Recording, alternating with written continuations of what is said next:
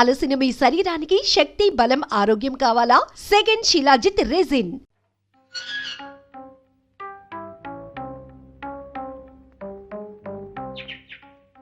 నమస్కారం అండి. నమస్కారం. మీరు మూర్తి గారి? అవునండి. ఆయన లేచారండి? వచ్చేస్తారు, కూర్చోండి. పర్వాలేదు. మీకు ఇల్లు అది బాగా సదుపాయంగా ఉందండి? అయ్యో, ఇంత పెద్ద ఇల్లు మాకెలా సర్దుకోవాలో కూడా తెలియటం లేదు. కూర్చోండి, కాఫీ తీసుకొస్తాను.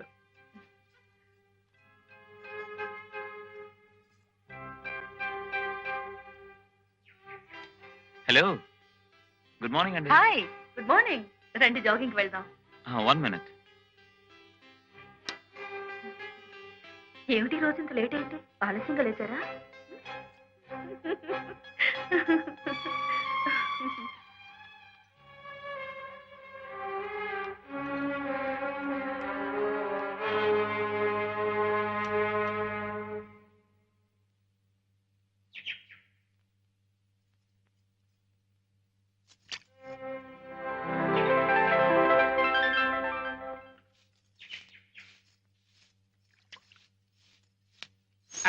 అమ్మా, కుక్కలు ఉన్నాయా అమ్మా?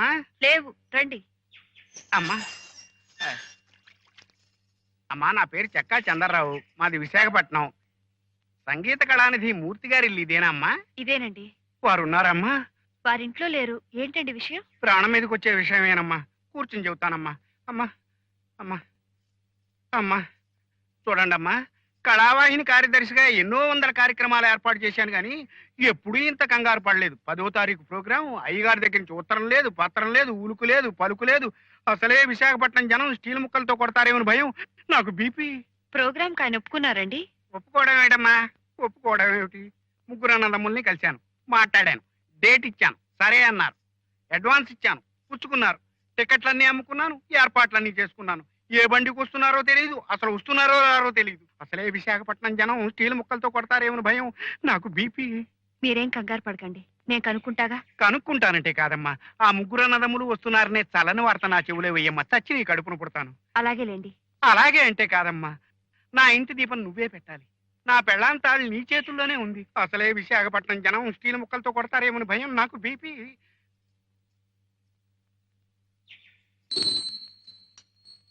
రావుదునా రా. హనుమాన్లో అమ్మగారిని పిలు. గుడికి వెళ్ళిందట కదా, చెప్పాళ్లే. నువ్వు ఒక్కతో వచ్చావేంటోదినా? అన్నయ్య రాలేదా? లేదు, ఈ నెల 10వ తారీఖు కళావాహిని ప్రోగ్రాం ఏదో ఒప్పుకున్నారటగా, వాళ్ళ సెక్రటరీ వచ్చాడు. అదా, గుర్తులేదు వదినా. ఇది మాకు సీజన్ కదా, ఈ నెలంతా కాంట్రాక్ట్లు, టెండర్లు వీటితోనే సరిపోతుంది. కానీ ఒప్పుకున్న తర్వాత మాట నిలబెట్టుకోవాలిగా. నిలబెట్టాలి అంటే మరి తనకు మాలిన ధర్మం చేయలేం కదా వదినా. అన్నయ్య ఏమంటాడు? ఆయన ఇంట్లో లేరు. పాప ఆ సెక్రటరీ చాలా కంగారు పడిపోతున్నాడు. నా వల్ల డెఫినెట్ గా వీలు కాదు వదినా.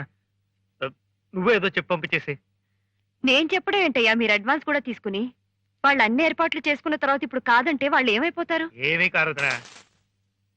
వాళ్ళ నక్క వినయాలు చూసి నువ్వేం మోసపోకు. అంతగా ఏడిచారనుకో, వాళ్ళని నా దగ్గరికి పంపించు. వాళ్ళు ఇచ్చిన అడ్వాన్స్ ని తిప్పి వాళ్ళ మొహానే కొడతాం. అది కాదంటే వాడి కర్మ. నిజమే, వాడి కర్మే. వస్తాను. ఏమ్మా, ఇక వెళ్ళటమేనా? అంతేనమ్మా, ఈ డబ్బు మాయ ఉరితాళ్లా బిగించేస్తుంది. నా బాధ అది కాదయ్యా. ఏ విద్యనైతే దైవంలా కొలిచారో దాన్ని ఇలా నిర్లక్ష్యం చేస్తున్నారే, ఆ పాపం ఊరికే పోతుందా? అది నా భయం.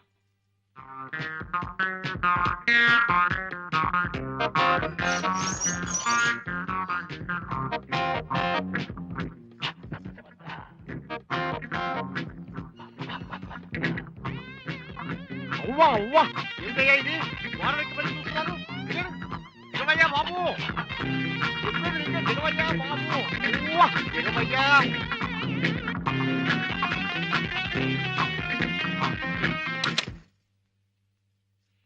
10 మంది వచ్చిపోయే ఇంట్లో ఏమిటి డాన్సులు? ఏ తప్పే ఉంది? We are in good mood, so we are celebrating. What's wrong in it? ఇలాగేనా? 10 మంది చూస్తున్నారన్న సిగ్గనే లేకుండా. సిగ్గెందుకు?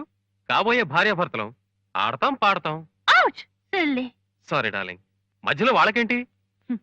వాళ్ళకు కాదయ్యా, నీ యోగక్షేమాలు చూడవలసిన మీ అన్నయ్యకి నాకు వైజాగ్ లో ప్రోగ్రాం చేయడానికి ఒప్పుకున్నారు కదా, దాని గురించి అక్కర ఏమైనా ఉందా మీకు? మీరు ఇక్కడికి ఎందుకు వచ్చారో మర్చిపోయి ఇలా ఇష్టం వచ్చినట్టు తిరుగుతున్నారని తెలిస్తే మావయ్య గారు ఎంత బాధపడతారో ఆలోచించారా? ఆయన బాధపడతారని పనికి మాలిన సంగీతాన్ని పట్టుకుని పాకులాడమంటావా? పిచ్చి పిచ్చి ఫోటోల్లో శరీరాన్ని అర్ధనగ్నంగా ప్రదర్శించడానికి పనికొచ్చిన సంగీతం జీవితానికి పనికిరాదా? అంత పనికొస్తుందని నమ్మకం ఉంటే అన్నయ్య నా పాంచాలి గారిని పట్టుకుని పాకులాడకుండా సంగీతాన్ని నమ్ముకుని బతకమని చెప్పు. రా దివ్య. బాయ్. తీసుకో, ఇది షాంపెన్. ఆఫ్టర్ ఆల్ ఆడవాళ్ళు తీసుకున్న లైట్ డ్రింక్. నీ పాతివృత్యం ఏం చెడిపోదులే.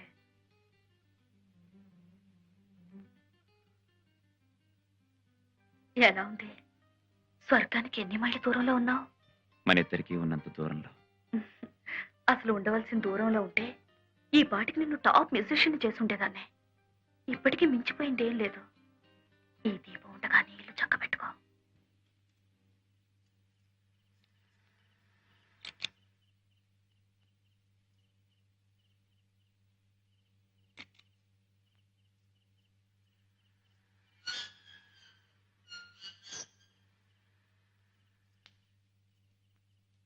ఏమిటి ఇక్కడ కూర్చున్నావు?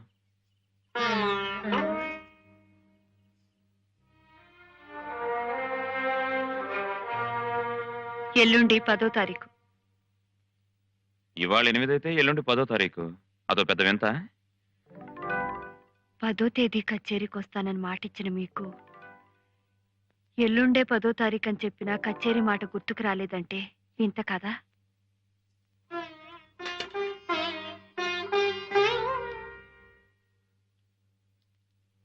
చూడు, నేను భోంచేసి వచ్చాను, నాకు వడ్డించొద్దు. అవును, 2వ తారీఖు లాండ్రీకి బట్టలేసాను, ఇంకా రాలేదు? లేదు. అనవసరమైన విషయాలన్నీ గుర్తుండే మనిషికి అవసరమైన విషయాలు గుర్తులేదంటే ఏమనుకోవాలి?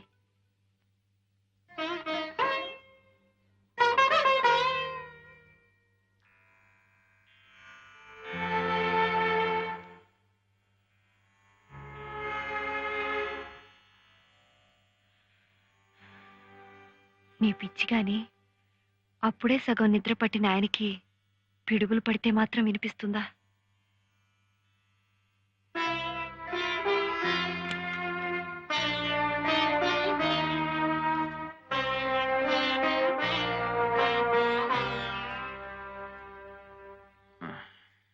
ఎల్లుండి విశాఖపట్నంలో కచేరీ.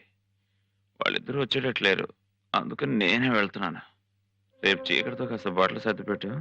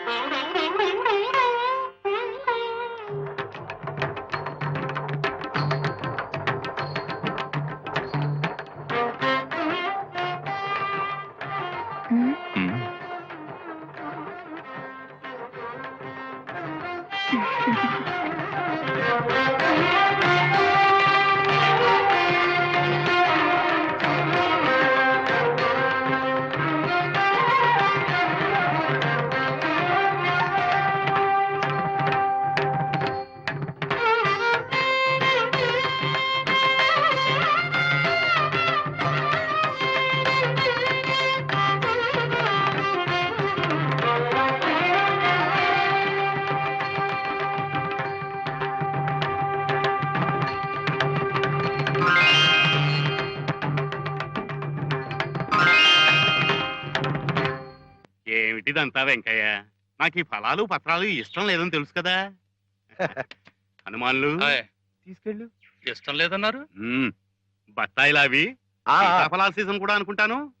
ఇవి వస్తున్నాయి, మళ్ళీ వస్తానుగా. అయినా మన ఇద్దరం ఒక ఊరి వాళ్ళం, ఒక వీధి వాళ్ళం. ఇవన్నీ నువ్వు నాకు తేవడం ఏమిటి చెప్పు? దేవుడు మనవడేనని నైవేద్యం పెట్టడం మానేస్తావా? ఎలాగైనా మా సంటోడి కాలేజీలో సీట్ వచ్చేటట్టు చేద్దు. అదే 10,000. ఏంటి శంకరం బాబు ఇక్కడే ఉంటున్నాడా? బాగున్నారండి? బాగానే ఉన్నానయ్యా.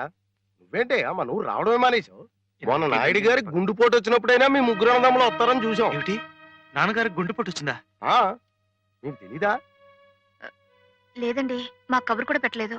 ఆశ్చర్యంగా ఉందే బాబు. మీకు ఏమైనా గొడవలున్నాయా? అబ్బే, అలాంటివి లేవండి. ఆయనకి ఇప్పుడు ఎలా ఉంది? ఇప్పుడు కాస్త బాగానే ఉందిలే పాపం. కానీ మనసులో దిగులు పెంచేసుకున్నారో ఏమో. మనిషి బాగా లొంగిపోయారు. ఆయనకి ఏం దిగులయ్యా? ముగ్గురు కొడుకులు చేతికి అందొచ్చారు. పెళ్లిళ్ళు పేరంటాళ్ళు అయిపోయినాయి.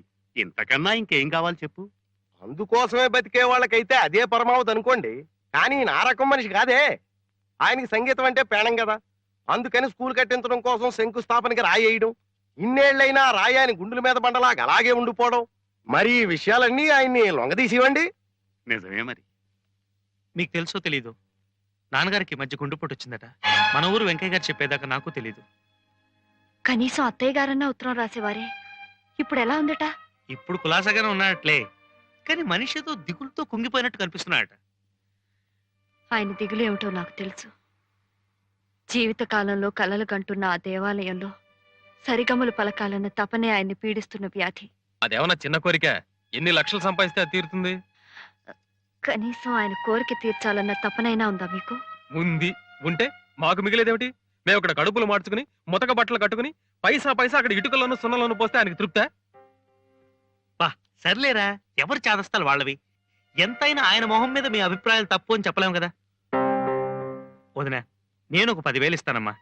అంతకన్నా ఎక్కువ ఇవ్వగలిగే శక్తి ఉన్నా నా డబ్బు కాదుగా, బాగుండదు. ఏ వదినా? ఎవరి డబ్బు నీ దగ్గర ఉంది, నువ్వు ఇస్తావురా? నా దగ్గర అంత లేదు. నేనే 2,000 3,000 కన్నా ఇవ్వలేను. ఎంతో అంత ఆయన తృప్తి కోసమే కదా.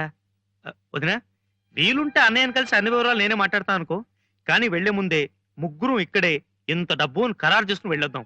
మళ్ళీ ఏదో ముంచుకొచ్చేలోగా వెళ్ళొచ్చేస్తే ఆ పని కాస్త అయిపోతుంది కదా. ఏ వదినా? ఎరా మురళి? సరే వెళ్ళొస్తాం వదినా. ఆరోగ్యం జాగ్రత్త వదినా. అవ్వా అవ్వా, పెద్ద ఆయన రుణం తీర్చుకునే పద్ధతేనా అమ్మా ఇది? భోగి మంట చలి కాచుకుంటే ఊరుకుంటుంది కానీ చేతులు పెట్టి చిన్న భిన్నం చేస్తే ఊరుకోదయ్యా.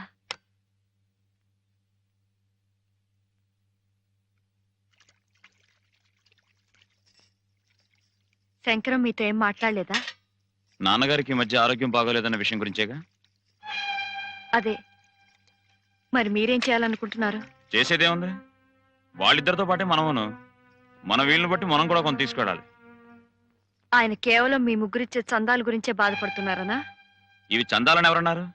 మాకు తోచింది మేము ఇవ్వగలిగింది ఇస్తామే గానీ బ్యాంకులు దోచి గుమ్మరించలేంగా. మీరు ఆయన దగ్గర పెరిగారు, ఆయన మనసు మంచితనం చవి చూశారు. సంగీతం కోసం తన ఆస్తి కరిగిపోయినా వీసమెత్తైనా చెలించని మనిషికి ఈనాడు మీ చందా డబ్బు చేరలేదని గుండెపోటు వచ్చిందంటారా? మాట్లాడితే చందాలు అంటారేమిటి? ఆయనకు అలా అనిపించకపోయినా నువ్వే పెడర్థాలు కల్పించి ఆయన మనసు పాడు చేసేట్టున్నావు. అసలు డబ్బు గురించి కాకపోతే మరెందుకు ఆయన దిగులు? మేమే తిట్టామా తిమ్మామా? ఇక్కడికి వస్తానంటే వద్దున్నావా? ఉంటానంటే కాదన్నావా? నిజమే, ముగ్గురు దగ్గర 4 నెలల చొప్పున గడుపుతూ వచ్చిన ఆయనకి సంవత్సరం గడిచిపోతుంది. పోన్లేండి, ఆయన అక్కడ ఒంటరిగా ఎలాంటి మనశ్శాంతిని కోరుకుంటున్నారు. ఇంతకీ మీ వాటా ఎంత ఇవ్వాలనుకుంటున్నారు? ఏదో ఇస్తాను, కాకపోతే చస్తాను. ప్రతిదీ నీకు చెప్పాడవలా? కష్టాలు వచ్చినప్పుడు పాలు పంచుకుని పరిష్కారం వెతకడం లేదు. ఇంటికి రాకపోతే రాలేదు నెడుపు, వస్తే వచ్చిన దగ్గర నుంచి మనిషిని కుళ్ళబొడిచి.